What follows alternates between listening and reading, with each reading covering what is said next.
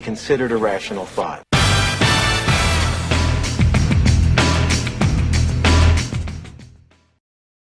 All right, welcome to the show today. I'm your host, Doug Crowe, the author of Your Brand Show, and we're here to talk about something very, very important for all of us because it's a one-way ticket to the grave here for most of us, right? We can't live forever, but can we live longer? We're going to find out about that on our show today. I have the privilege, and you have the privilege also, of listening to LeNae Goolsby. Her and her husband are the founders of the Infinite Health Integrative Medicine Center. It's precision medicine practice with niche focus on health optimization, age reversal, and regenerative medicine. We're going to talk about age reversal quite a bit, I think. They've been in a bunch of magazines, from Brains Magazine, Mind, Body, Green, Psych Central, Entrepreneur, many others. Published several books, of course. The one that we're going to talk about today is a great title, Think and Live Longer, which is also their proprietary mind-body connection coaching program. It's a connection with progressive, peer-reviewed, and evidence-based medical modalities, and it's instrumental in helping thousands of men and women transform not just their health, but their lives. So without further ado, let's bring to the show LeNae Goolsby. LeNae, how are you today? Hey, I'm well. Thank you so much for having me on. I really appreciate it. You're very welcome. Love to hear you more about this important topic of reverse aging. We're going to hear about Benjamin Button today or something, right? That's the topic? Wait, sort of, maybe not to that degree. Okay, well, we'll come back to reality, but we're going to talk about something very important, and there's science behind the idea of reversing or slowing down your aging. We're going to cover that in depth here in about 2 minutes. But before we do, I want to hear about you and your background, how you get involved with all this. Oh, yeah, that's a winding path. It takes 3 minutes if you like, but 5 even, it's fine. Oh my goodness, the pressure. Well, I was actually on a lawyer, went to law school to be a lawyer, and ended up with one client, a very high maintenance client named Trip Goolsby. And same last name. Is he related then? Yeah, a little bit. He when we met, he was doing oncology, so board certified medical oncologist and hematologist. And when we married, I inherited the role of running his practice. Yep. And I, didn't know what I was doing for 2 years, pretended I was new for a good 2 years. And then once I figured it out, I was bored. So I was like, I want to go to law school. So I went to law school, and we ended up in a town called Lake Charles, Louisiana, where he joined a firm and built their cancer department. And then life happened, and that relationship shifted. And it wasn't tenable anymore to provide community cancer care in that setting. Guys like him were either retiring or joining hospitals. Yeah. But job in his eyes is a 4-letter word. But he wanted to, continue saving the world. I'm not that altruistic. And I had to put my foot down because we were going into debt, trying to afford chemotherapy. So 2013, we transitioned out of oncology and into integrative medicine. It was a very deliberate, slow kind of process. And we've been doing that ever since. And we seem to stay ahead of the curve, and most recently bringing in the regenerative modalities and actually bringing in genetic testing, which has been great because it has been able to show us the success that we're actually making in reversing people's age. And so now we actually have the data and have the track and can show our results, which is great. Yeah. So he's still being altruistic and saving the world instead of treating cancer, hopefully help to prevent it, right? I mean, it's actually getting ahead of the curve on that one. Yeah, absolutely. Okay. So you guys have built this practice since 2013. What's been the most surprising thing you've learned in the past 7-10 years or so? Most surprising thing that I've learned? Yeah.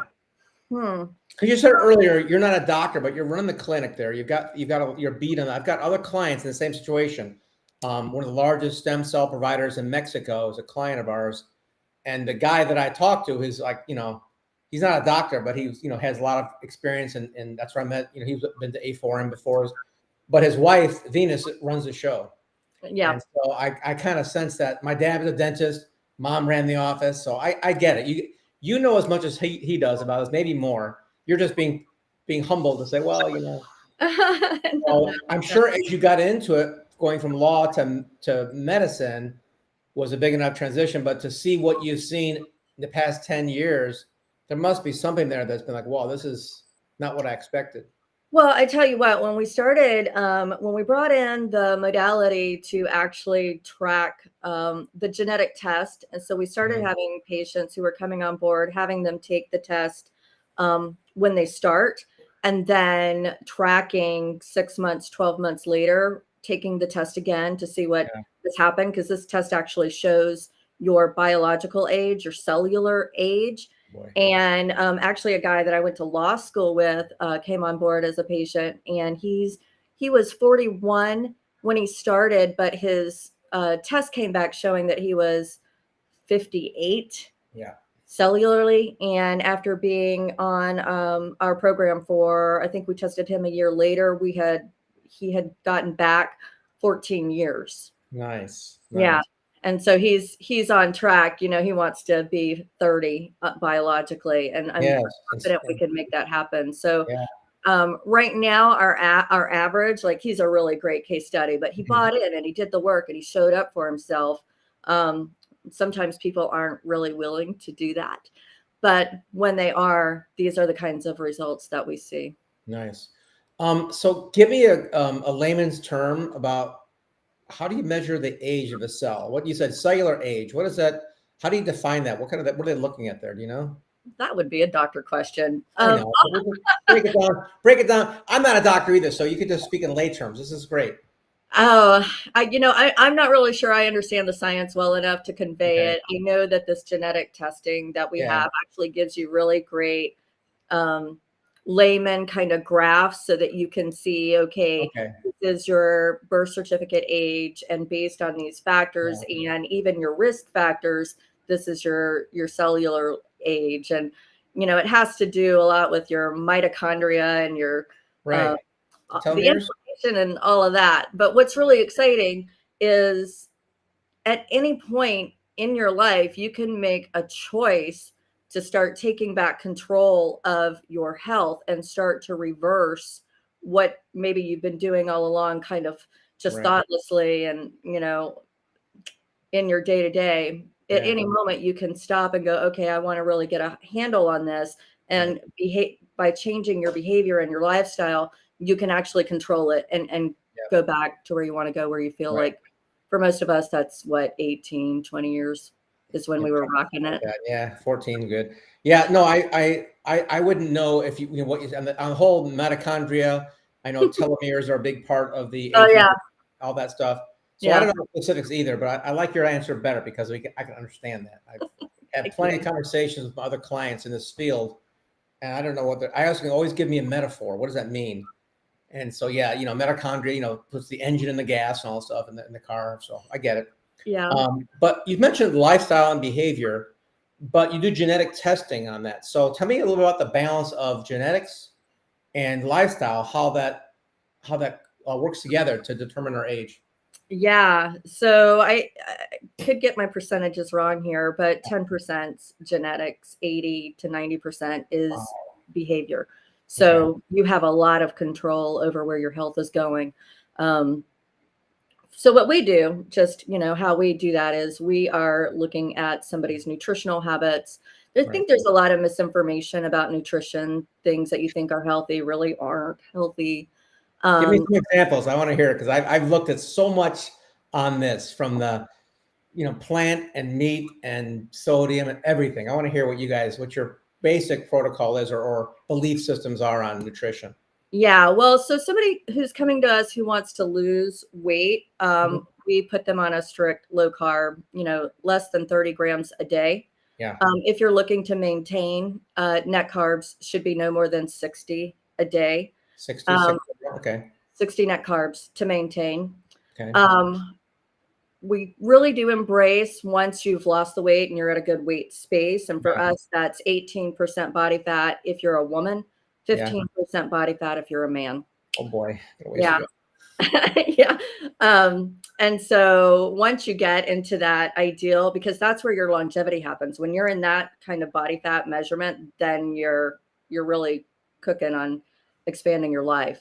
Um, Looking at a Mediterranean diet is good, but Yeah. being mindful of the grains in there because the Mediterraneans do eat grains. But I think science has shown that that's probably the most ideal way to go as far as nutrition. Yeah. When people are starting out with us and they're really having to, because we're in Louisiana and it's all beans and rice and boudin and etouffee over here, and none of that's good for you.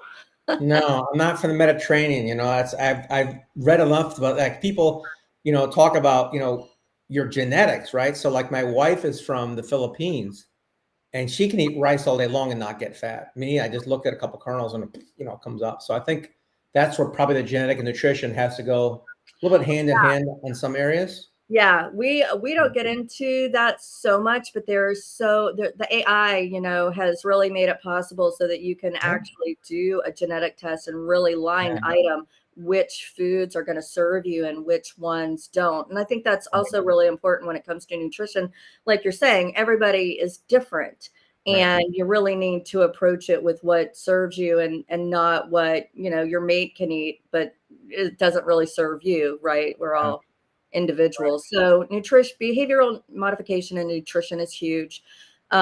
We also look at exercise and fitness, physical fitness, Yep. encouraging people to do something that they love, because if you don't love it, you're not going to be successful at it. Yeah. Well, yeah. And there's that whole like arc of like, oh my gosh, I got to work out, but I hate going. And the first week or so, it's painful, you're sore. And at a certain point, it becomes enjoyable and you look forward to the endorphin rush. Right. And I think that's the biggest thing for myself. All people I've talked to is like, as soon as you get past that hump, you're going to look forward to. I used to bike every day Yeah. until an event changed, and it was great. I lost a lot of weight. I felt healthy. My energy was good. But when I shifted some habits, whatnot, and now I use my show for personal reasons here. You'll find out right now. Like sleep. Can we talk about sleep a little bit for a 62-year-old man who's having trouble? You're having trouble sleeping? Yes, ma'am. Yeah. Are you on bioidentical hormone replacement therapy? That would be pillar number 3 in this conversation. Also BHRT, bioidentical hormone replacement therapy.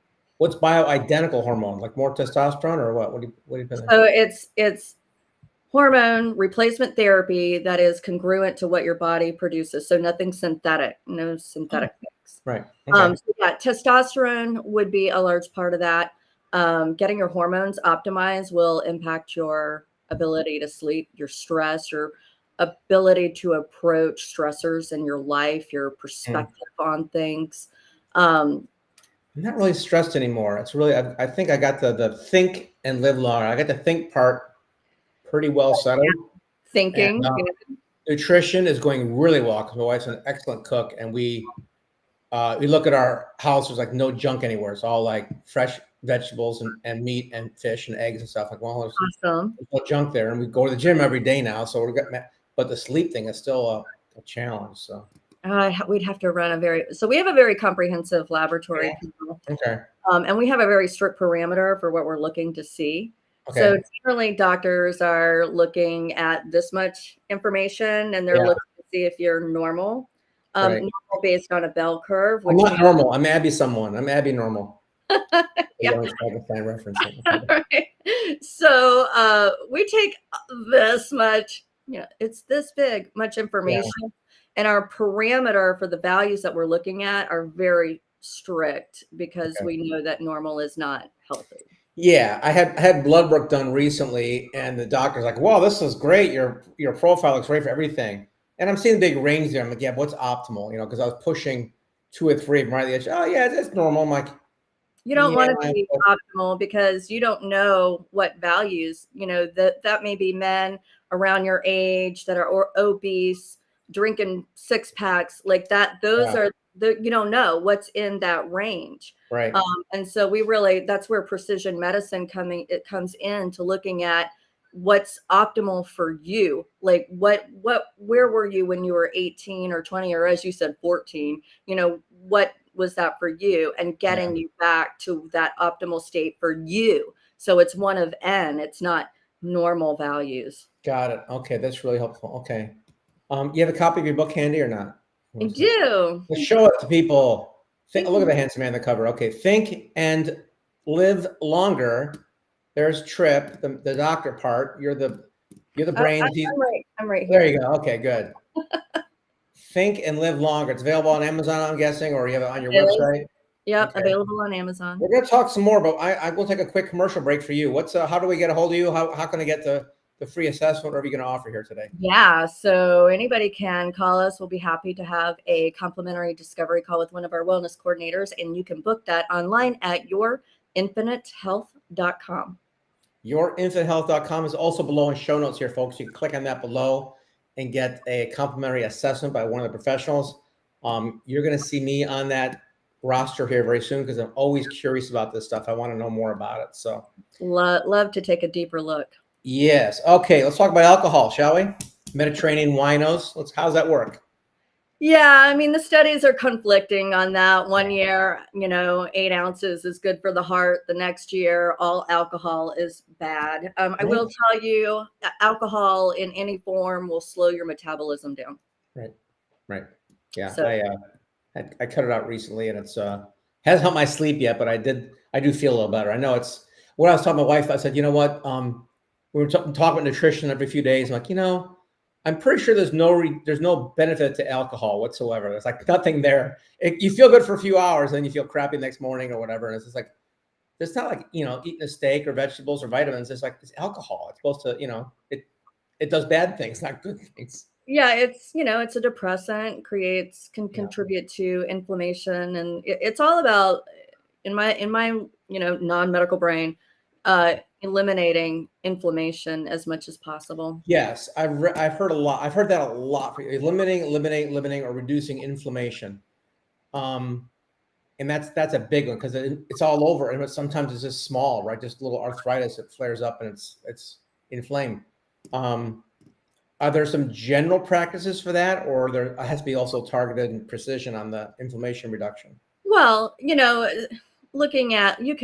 thank God we got the internet nowadays. You can go in and search for foods that do not contribute to inflammation, and you can cut out.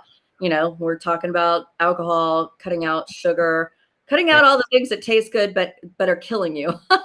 Basically, is the first step. And again, you said you were biking. That's actually what we recommend is zero impact exercise. So biking or swimming.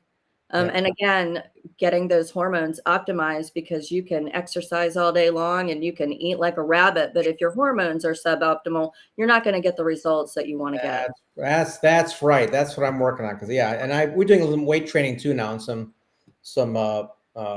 functional strength training and stuff, which has been it feels really holistic in our workouts because we just go do a bunch of different things and we're exercising a variety of muscles. It feels right because fun, right? So you're avoiding repetition, boring it, changing it up. And I remember reading a story about Russell Crowe when he was prepping for the movie Gladiator. And most Hollywood actors, the Marvel guys are all like bulking up and getting these chisel figures, but he wasn't chiseled in Gladiator. You know why? Why? Because to prepare for it, because no, gladiators didn't have a gym. They worked, right? So he went and built I don't know how big the fence was, like several mile fence around his farm in Australia by hand to build this fence to get his body conditioned to look like a gladiator. He took the Rocky approach. On meat, yeah. Well, Rocky looked a little chiseled though. I don't know. He didn't look chiseled. He just looked strong in that movie. I think that's what he was going for, is just to be strong. Yeah. So as opposed to, putting a fence in, functional strength training and a variety of things, of course, is great. Rowing, biking, swimming, of course, is good. Yeah. So we don't know about the Mediterraneans in their wine and how they can still stay thin and drink wine every day or twice a day. Yeah. So I don't know why that is or how that is. It's a I don't either.